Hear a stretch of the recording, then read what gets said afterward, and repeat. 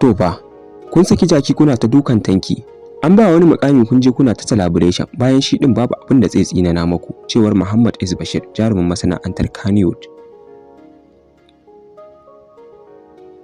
Wata wutar rigima tana neman kamawa a masana'antar Kannywood ta shirya fina-finai, inda yanzu Muhammad S Bashir ya fito da abin da ke ci masa tuwo a ƙwarya, ko kuma na ce abin da ya tsaya masa a rai.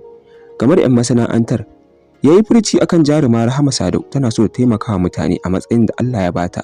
Amma 'yan masana'antar suna nema su watsa mata ƙasa a ido.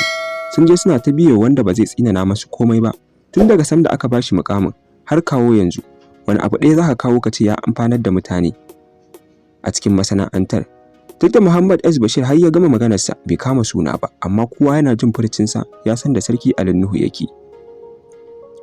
Inda tuni wasu daga cikin yaran Ali Nuhu suka ɗauki wukar washinsu domin yi wa jarumi Muhammad S Bashir murtani, inda kwamanda ya hau tara hujjojinsa wanda ya ce ya gama nashi za su ɗauko layin tun daga farko, idan ma kwangila aka bashi komai zai fito.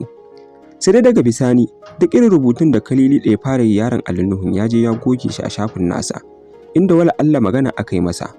Bara dai ku ji murtanin Muhammad S Bashir din, amma kafin nan dai muna roƙon ku idan wannan shine karan ku na farko a shigowa wannan channel din tawo mai albarka, kar ku manta da ku danna mana subscribing sannan ku danna alamar ƙararrawa, wanda zaran mu dora muku bidiyo zai zo gare ku, sannan ku yi mana liking da sharing. Liking ɗinku shine zai dinga tabbatar mana da duk abin da muka dora muku yana matuƙar gamsar da ku. Sunana Muhammad S Bashir, ina magana ne akan Kannywood a bisa yadda ba ku san wanda yake nema ya tallafa muku ku ba shi haɗin kai da haɗin gwiwa na aje inda ake so aje ba, sai dai ku je ku yi saki jaki ku ta dukan taiki.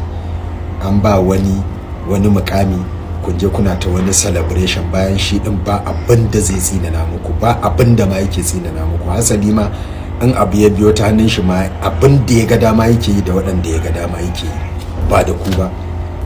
Yarinyar nan Rahama Sadau ta kama hanya ta je har India da sunan harshen Hausa, a tunanin kuma ta tallafa wa Kannywood, a kulla business tsakanin Kannywood da Bollywood.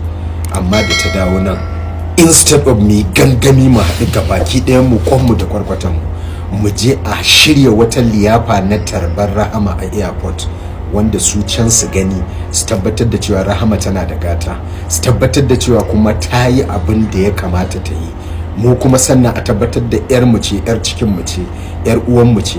Amma a'a, sai dai yau idan kawai wani occasion ya dauke ta sa wani riga, shikenan ku fito har ku da kanku ma dan rashin kunya wai kuke magana ba ta cikin mu, ba mu yadda da ita ba, ba ma tare da ita, ba ma waye da ita. Wani gudunmawa ku din kuka ba kanku ballantana har ku kyamaci wani?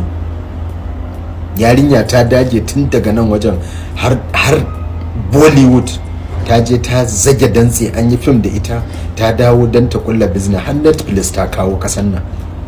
Ba yadda ba ta yi kokarin ta promoting Kannywood ba. Amma ku yan Kannywood din ba ku sani ba, kun gwammace ku ci gaba da zama kuna yin home video, kuna yin labari tsakanin ku da mata, kuna wani tada jijiyar wuya wai namiji na shine film.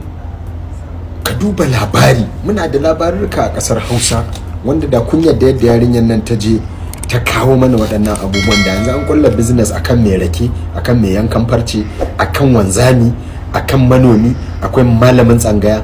Duk gyaran ma da ake so a yi abubuwan da malamai ke faɗa na cewa ba mu yi daidai ba, da an samu kuɗi a masana'antar mai karfi, da an rika fito da abubuwan da suka dace kuma mutane su yi alfahari da mu, duniya ta yi alfahari da mu. Amma haka yarinyar nan kuka watsa mata ƙasa a ido. Rahama Sadau, jinjina gare ki, well done, amma kake biya musu sai zuciyarki ta fashe alkura. Rabu da su, kowa ya ci uban shi, kowa ya iya allan shi ya wanke. Ku je ku ta yin abin da kuka ga dama akan mutanen da ba za su iya tsinana muku komai ba. Ga nan Adamu Zango yanzu ya ware makudan kuɗi ya yi fim ɗin da ya yi, an kowane numfashi kuɗi ake kashewa, maƙudai miliyoyin kuɗi. Fim ɗin sunan shi Baby. Amma ku yan Kannywood ɗin ku ne number 1 da za ku zo ku fara kushe da hasada ta Allah, ba ta ku ba. Duk abin da za ku faɗa, kuma ni in mutum ya zo gaba da gaba ya yi mun, na rantse da girman Allah da ya kiyaye. Sunana Muhammad S Bashir. To kun dai jawabin na Muhammad S Bashir din, me za ku ce akan haka? Wasu dai sun ce tsantsar hassada ce ta motsa, wasu kuwa cewa su kai gaskiya ya faɗa. To ku me kuke tunani? Ku ci gaba da bibiyar mu a cikin wannan tasha tamu mai albarka. Kar ku manta da ku danna mana subscribing sannan ku danna alamar ƙararrawa. Mun gode da sauraron mu da kuka yi.